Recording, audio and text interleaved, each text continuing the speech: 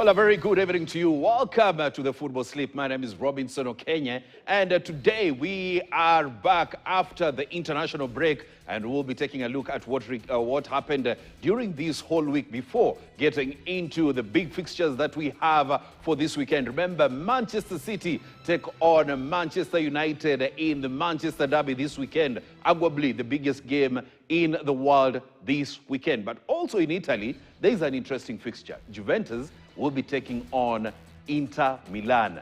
One fixture that football lovers always look forward to. And today, I'm not alone in studio. Davis Beria is here. How are you doing, Devi? Niko salama. Nashukuru. Fred Kagonye, good to have you back. Thank you for having me. Niko salama. I'm happy to be here. Chelsea mko na nani? Tuko na Yesu. Mko na Yesu na Brentford. Na Brentford. Hey, Cedric Musumba, how are you doing? Fine, thank you. Good to have you here. Me too. Yes, your team, you know, is playing on Saturday. Which team are you talking Tomorrow. Real Madrid. They're taking on, is it Real Sociedad?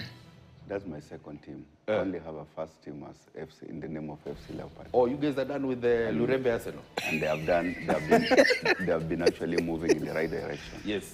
We won 4-2 against a team called King. I don't know why they are called King and they cannot actually trounce over a Leopard. And we actually have had a season of roping in some new lads, if I may say so, from NSL, from Uganda, from Ivory Coast, just to mention, that are about actually to give us the dance that we have been yearning for. Oh, so you guys stopped playing the Lurembe Arsenal and stuff. But Cedric, when people are playing serious teams, you are playing Kings. Yes, so they are building a formula. You need actually to identify a winning formula that can really culminate or trickle down into their bloodstream. We have seen teams playing bigger in a build-up, bigger teams. And when the season starts, the real season test starts actually, they start crumbling. And only just to mention a few, some of it that you support most. Shabana? No, Manchester United. Well, I want us to begin, or rather, Hassan Juma is not here with us. He will be joining us next week, as well as Daniel Kariuki. But remember, we do have, now that we are back to the football sleep, we are back to our predictions. Now, this weekend's sleep, these are the games that we've selected. Everton will be taking on Aston Villa. Brentford will be hosting Chelsea. Manchester City will be taking on Man United. Juventus face Inter Milan. Fiorentina take on Serie A defending champions Napoli. AS Roma will be in action against Torino. Atletico Madrid, which is still winless, will be facing Villarreal. Barcelona take on Valencia. Freiburg host Stuttgart, and Mainz will be taking on Leipzig. These are the fixtures for this weekend sleep, but we'll be coming to them back to them in a bit. Now, I want us to begin football sleep tonight by recapping how the week has been. Now, let's begin with the national football team, Harambee Stars. They were in action and they got a massive 5-0 win against Seychelles. Cedric, what did you make of this performance from Harambee Stars? It was a nice comeback. Given now that they had nothing actually to celebrate about. The course was to qualify for World Cup, and if not, maybe find a space in a playoff. Yes. That did not necessarily materialize. Similarly, simply because they did not actually command their spaces well, they did not manage their games well. If at all they wanted to find themselves in such kind of spaces that can really put their feet to either Canada, US, or Mexico come 2026. But then again, that done and said, we are still a young team as it's put outside there that is trying to find the spaces. So playing against, they call them fishermen, Seychelles, does not necessarily put a tag of us celebrating that we have won a team. That's a team that has got 0 points in that particular group. And it doesn't necessarily tell a story of a test of Harambee Stars. Winning against them is just giving you a mentality that really makes you feel like you are playing a good soccer, and also necessarily you are able to compete. But the reality of the thing is that it's not a team that can really put you to the aspects of maybe competing the cog of Ivory Coast, who are in that particular pool. And again, you are about to face the likes of Gabon, who came here again, has collected 3 points away and home. It is a taste that we need to find a formula of winning, if at all we want to impress Kenyans and maybe find our spaces in the high kind of pedigree soccer like World Cup. Kagonye, what did you make of that 5-star performance from Harambee Stars against Seychelles? It was indeed a 5-star performance. But we have to look at the opponent. Who is the opponent here? But again, we cannot take it away from Harambee Stars. They played well, yes. They won 5-0, yes. We might argue here and there that the opposition was a bit weak. But again, I think it was it's more like a friendly match where the coach now can see who impresses most, who plays with who well. And then with that now, I think for the coming games now, he has no excuse in regard to the performances that we put up. Because now, building up from where we left off at Chan, now McCarthy, I think with the length of time that he's been with the team now, he stands in a better place now to know who is for him and who really is not, quote unquote, for him. I'm not saying that they are working against him, but now the team actually, he can see who do I pick, who do I leave out. But also, it's a good match to test your strength against such an opposition. But again, we have other games which are coming up. We'll see whether it will also be a 5-star performance, 2-star performance, or a 1-star performance. Yeah, so let's move away from the national football team Harambee Stars. We take a look at record Kenya Premier League champions Gor Mahia. They were in action on Simba Day facing Simba Mberia. Na Simba kweli akaonyesha na makali yake. Simba alionyesha makali yake kwamba yupo sahihi zaidi na amefanya usajili mzuri zaidi na anasaka kutoa taji la ligi kuu ya Tanzania bara kwa mara ya kwanza ndani ya misimu minne ambayo mpinzani wake Yanga ameshamiri zaidi. Lakini nizungumzie Gor Mahia manake ndio timu ya hapa nyumbani. Gor Mahia kwa mara ya kwanza walionyesha utepetevu kule nyuma licha kwa wamepiga usajili mzuri. Kibwagi amekuja, Bandi ameingia, na kwangu nilihisi kwamba ni wachezaji ambao wangeonyesha kwamba wametoka katika timu ya taifa, wamecheza mchuano mkubwa sana chini ya mashabiki wengi, lakini kwangu walilegea zaidi kiasi cha kuwapa hawa Simba nafasi ya kufunga yale mabao, Abdulrazak akiwafungia. Lakini pia ikumbuke pia Gor Mahia walionyesha utepetevu katika safu ya mashambulizi. Hii inaonyesha kwamba kocha atajitahidi zaidi kushughulikia kwamba safu yake ibuni nafasi nyingi na kuzitumia. Si kwamba Simba walikuwa wazuri kuzuia ama mabeki wao walikuwa wazuri sana, lakini Gor Mahia hakubuni nafasi nyingi na hakuzitumia zile chache ambazo alizibuni zaidi. Lakini pia kocha Kano pia inafaa hakikishe kwamba anawajua hawa wachezaji zaidi. Najua kwamba ni mchuano ambao ulimpa angalau taswira nyingine ya kuwajua hawa wachezaji wako vipi, manake hajakaa nao kwa muda mrefu na wale ambao wamejiunga na kikosi hiki kipya bwana watakuwa wanaleta manufaa yapi. Sedo, you watched this game. What did you make of that performance from Kogalo against Simba? There were too much respect from the Kenyan side. I think they went to Tanzania with so much seeded kind of respect to Simba, knowing that they were playing a team that was not really a match of their taste. But when the game started progressing, I think they started finding their feet within the game. The second half, they played very well. They could actually create some kind of chances, but it's only that they were not so clinical in front of goals.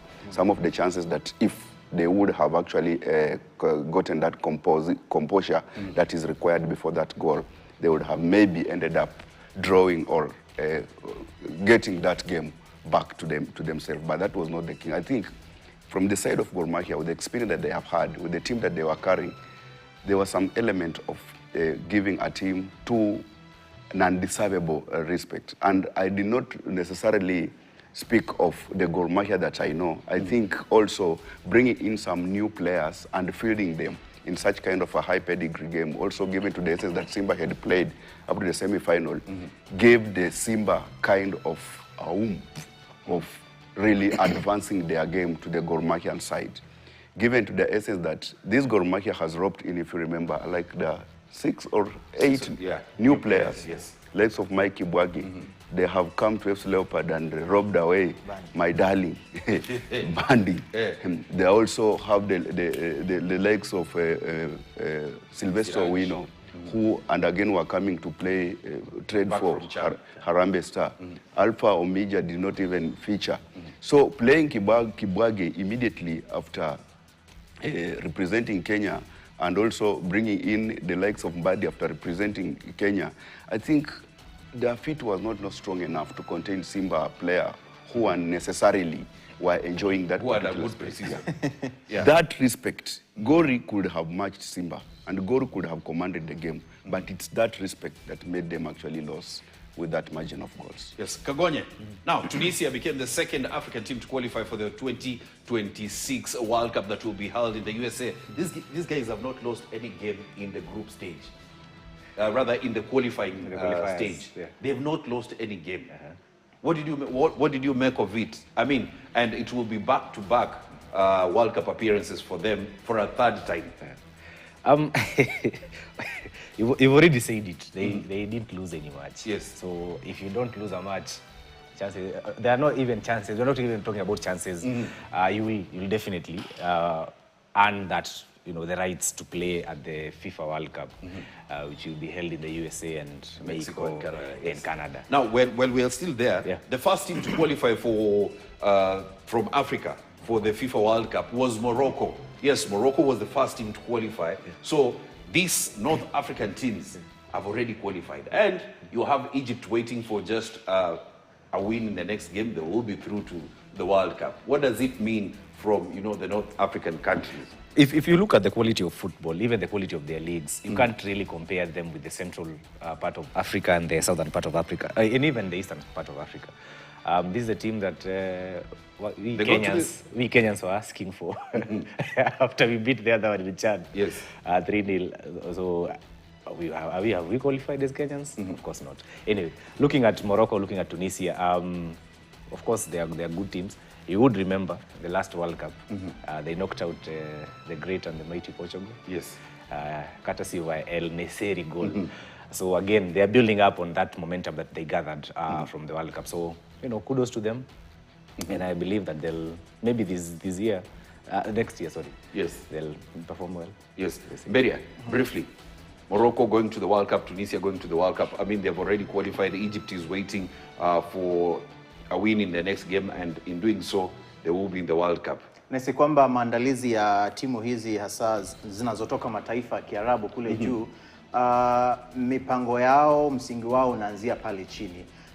Hii inakupa taswira kwamba tukiangazia kwanza michuano ya CHAN, unaona Morocco kilikuwa kikosi tofauti zaidi ambacho kinacheza katika michuano hii ya kufuzu kombe la dunia, na iwapo ni kikosi basi ni wachezaji wawili watatu ambao wanawekwa pale. Hii inamaanisha kwamba timu inaposonga mbele, hawa chipukizi pia wanasonga mbele, na pia kuna structures nzuri zaidi, na hapo ndio haya mataifa kule Uarabuni yanatupiga. Wanakwenda kule Ulaya, wanaangalia vipi mambo yanafanywa, wanaiga vizuri na kuweka zile miundo vizuri na wanafanya vizuri. Hii ni mfano wa kuigwa kwa haya mataifa hasa kutoka kanda Afrika Mashariki na pengine kati, kuhakikisha kwamba tunafuata nyayo zile na kupata zile nafasi. Sedo Mberi is saying that for us we begin football at the high school level. Now let's move away from Morocco. We take a look at Senegal. Cedric, they were in action. I mean, this was probably the most interesting game of these qualifiers. They got a 3-2 win against DR Congo at the Matters Stadium in Kinshasa. It was a tragic win and a calamity to the DRC, a team that has had quality and it plays with a purpose. And there was no any other match that I would say that actually Senegal had a walk in the park at the DRC. Yes. Given that DRC gave it all and it had the quality that could have actually taken Senegal back without even a point. But now it comes to the essence of a quality. When you talk about Morocco, when you talk about this Senegal, we are talking about the quality. How deep are you on the bench? Who are these kind of players that can come from the bench and turn around the game? And that's what we saw with the kind of the Senegal, the likes of Papa Matessa coming all the way from the bench. They turned around the tides.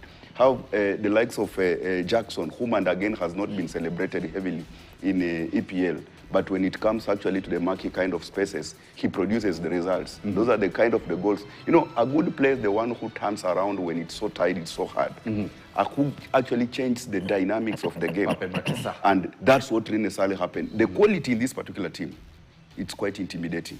At times you might think that they have a bench that can really necessarily not turn around the thing. When things are not working, when actually the substitution are being done, that bench turns around. And that's what the value that I like. And also, as Mberia has said, Now, if it comes to blending the old generation, the young generation, they know how to do it.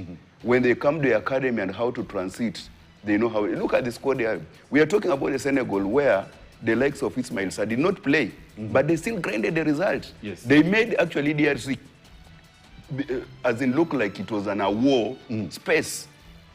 Seats were being thrown right, left, center. The stadium was actually crumbling simply because of the result that they grinded there. It's a quality that we necessarily in Africa, you want to benchmark on this particular team. They have a quality that everyone can really deservedly look into. And moving forward, if they reorganize themselves, the only thing that has actually been bedelving them moving forward, and they have seen it happen to them in 2018, it moved on in 2020, 22, they don't have game management at the World Cup stages. If they can manage, you remember in 2018, they were actually in control of everything. They had a young team. Against Japan. But they crumbled against Japan. So if they can manage their game, it's a team that even can go past semi-finals like what Morocco did to us. Na unajua Robinson, Yes. kuna wengi ambao walihisi kwamba kikosi cha Senegal pale nyuma chini ya Ali Cisse kilikuwa kinashamiri, manake kocha alikuwa mzuri zaidi wa kutambua Defense. Kutambua wale wachezaji wanaocheza hasa mabeki wa nyuma, lakini wameishia kutuhakikishia kwamba si kocha. Saizi unajua Aliou Cisse ako Libya and they're grinding results. Now Kagonye, Cape Verde, one win away from getting into the World Cup. I'm not surprised. The kind of show that they put up during the Africa Cup of Nations, again, they're building up from that momentum. Yes. And for them being one win away, it's quite... It will make a beautiful story if they qualify for the World Cup. Yeah, that's the only thing that is remaining. Like that is the happy ending that we all ask for. But Robinson, you're also not telling people what really necessarily happened in that particular. Just come clear. Tell people what happened in that game. One? No, we are not talking about. No, you are not talking about. You are number we one. We are not talking about. No, we are talking about. No, I'm not mentioning a team. I'm not. We are not talking about the national team, right? We are talking about Cameroon versus Cape Verde. Yes. And I've just mentioned. Livramento. Thank you. Scored for. And where did he advance his agenda from? All the way from their own half. I don't coach Cameroon. What was your goalkeeper number one doing? Your favorite goalkeeper number one? Kenyan. Are you saying the goalkeeper did the dirty Kenyan work? one is Brian. Thank you. Thank you. No. Let's move away from Cape Verde. We get into South Africa versus Nigeria. This was heated, Cedric. Yeah, it was. Yes. But if it's a team in Africa which knows how to manage the game, it's South Africa. And they have come out actually to tell the entire world, not necessarily even in Africa, that you play them, you need to be very careful how you play until the 90 minutes, the last whistle of the last whistle of the game. It has happened, not necessarily happened to Nigeria. It even happened in Africa Cup of Nations when they played against Morocco, one of the most fearful teams in Africa, and they were just fresh from World Cup with the beautiful results. But what South Africa actually did for them, it is still in their mark, as in still haunting them. They necessarily wish like they can meet again. Luckily enough, they are meeting again come December. This year, they are in the same pool, I think, South African versus Morocco. Again, they will square it out. But what South African is doing is like, you cannot necessarily be washed away simply because you don't play in Europe. This Nigerian squad was a full of the European, actually, it is the European United, if I may ask so. They were all from the Serie A to EPL, and they were clouded all over. The quality in that particular Nigerian team can match any given team across the globe. But coming to South Africa, who trade in their ground, it's called Super Disky in their local league. They really managed that particular game. They knew very well that we come out with this out of this game with only a point, we will be actually closer to qualify in a World Cup. And that's what they did. Confusion that they gave the likes of Trusekong in that particular defense, making him actually confusing and putting a goal into his own net. That's what you need from a team which is serious to qualify. So as to say credit to South Africa, they know how to manage the game. They ended up giving the likes of Calvin Bassey, whom and again has been a cog in the center. Did he not find the space, though he was a spark in that defense.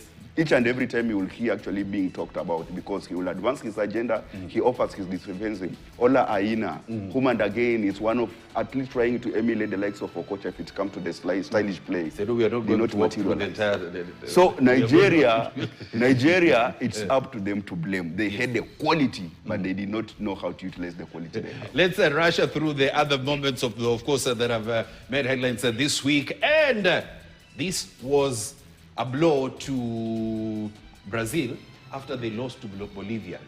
Very, very interesting. Carlo, Beria, briefly, Carlo Ancelotti is finding it tough in South America. Sio ile Real Madrid alikuwa amezoea. So you know he's trying to raise his eyebrow, nothing.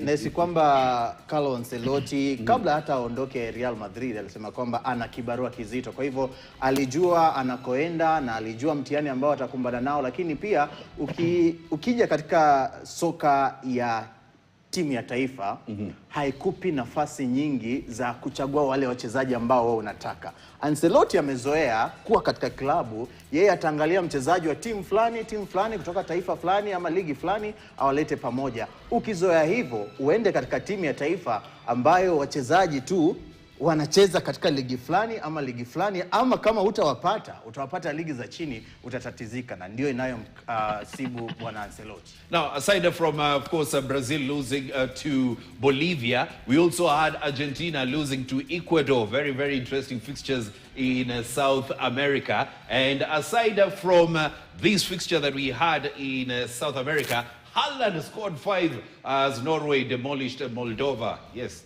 Cedric, your former coach, Harambee Stars coach, used to coach Moldova. Now, let's move on from Erling Haaland shining for Norway. We also had Cristiano Ronaldo inspiring Portugal to a 3-2 win against Hungary. It was a very, very interesting game. And let's move away from arguably the GOAT. Let's take a look at Italy sending Israel home. A very heated fixture that we had in the World Cup qualifiers. And finally, Ange Postecoglou, he's the man in charge of Nottingham Forest.